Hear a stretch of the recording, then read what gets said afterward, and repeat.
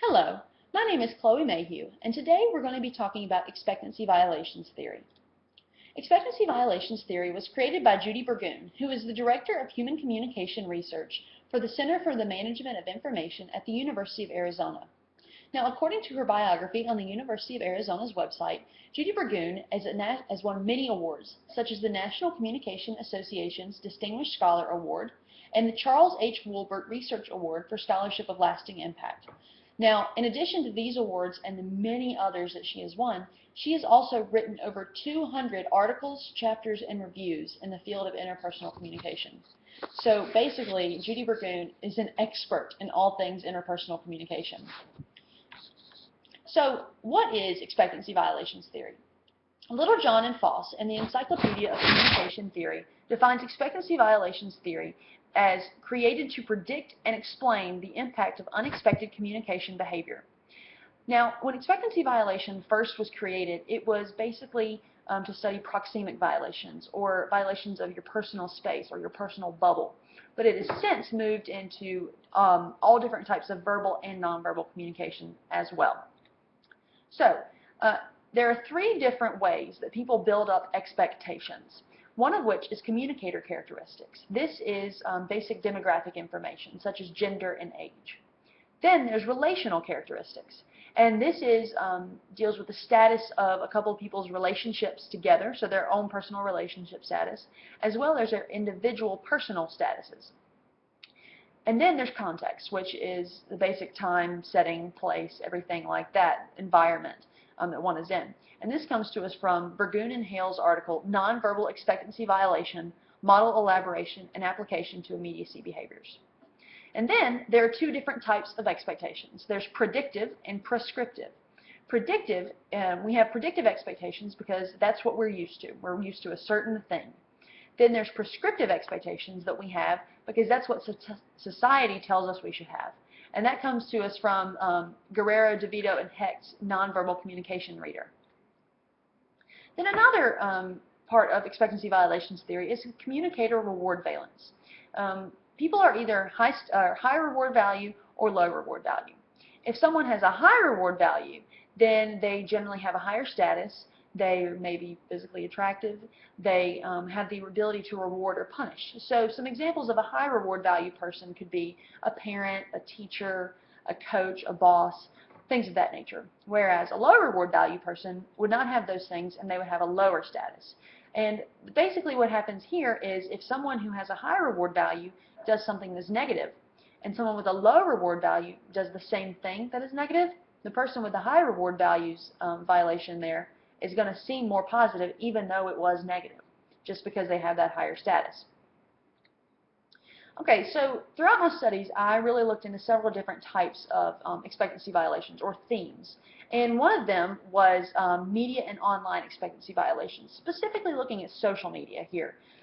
Because Facebook and other types of social media have become so prevalent in our society today, interpersonal communication principles are beginning to really apply to them. So, for example, we set norms in real life. Like we have certain expectations that we have for every day or every setting. Well, the same for Facebook. For example, generally you wouldn't want someone to post a very unflattering picture of you on Facebook and tag you in it. Also, you really don't expect anyone to put a very explicit or graphic photo of themselves as their profile picture. That's the same way in real life. We have the same type of norms in real life. And additionally, because so many Facebook friends are now friends in real life, the same interpersonal communication expectations we have with our best friend in real life we'll have with our best friend on the internet. So it's really morphing in interpersonal communication into the internet world as well. And this comes to us from A New Horizon for a Classic Perspective, Facebook and Expectancy Violation Theory by Fife, Nelson, and Zhang. In addition to media-based expectancy violations, I also looked at academically based expectancy violations. There's been a very fine line in between traditional students and non-traditional students. And how I define traditional students, how the articles define it, is students that are 18 to 23 years old. And non-traditional will be students that are above 23 years old. So non-traditional students generally expect more disclosure from their professors, and they expect to disclose more to their professors so they can build a relationship that's just a little bit deeper than just academics. and they expect, they desire immediacy behaviors from their professors. They desire, to be comforted um, and and that. Whereas non-traditional students really don't. They're there to learn. They're there to increase their knowledge.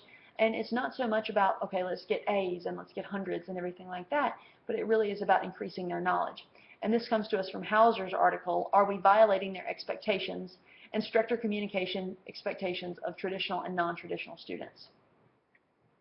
And then another interesting area is expectancy violations by swearing or cursing or using expletives.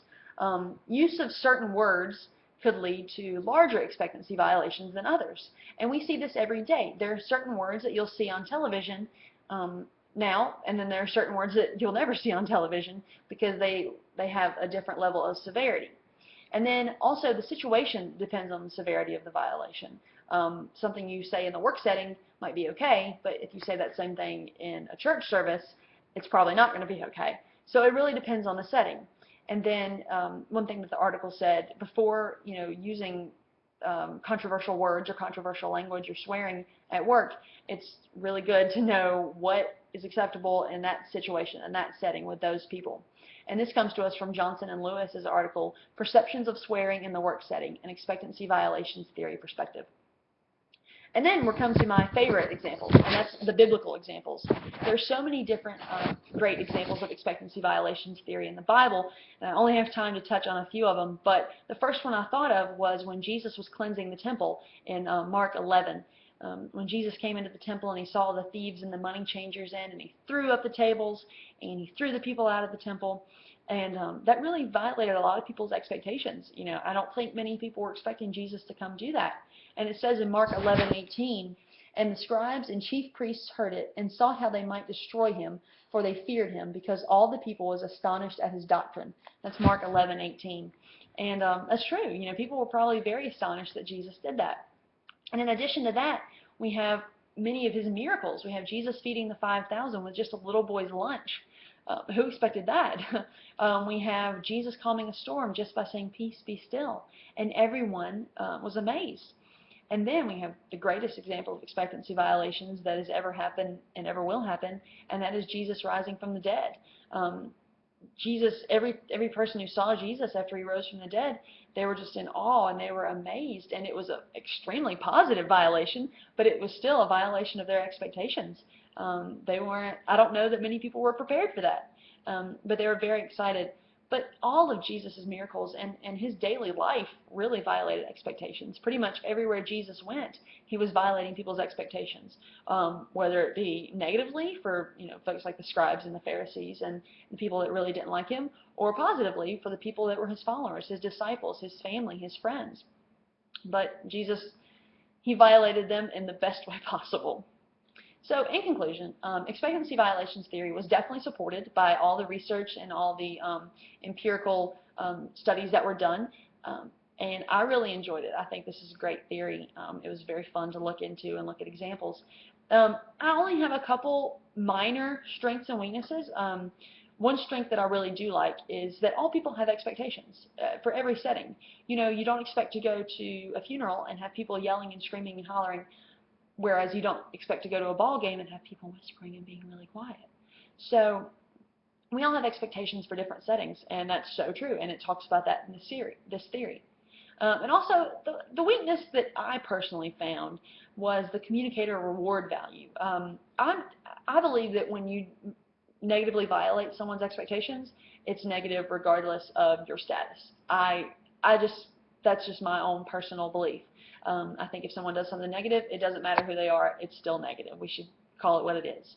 But overall, this theory is really great, and it was definitely supported, and I really enjoyed it. So if you have any questions, please comment or ask me, and I will try to get back to you, and thank you very much.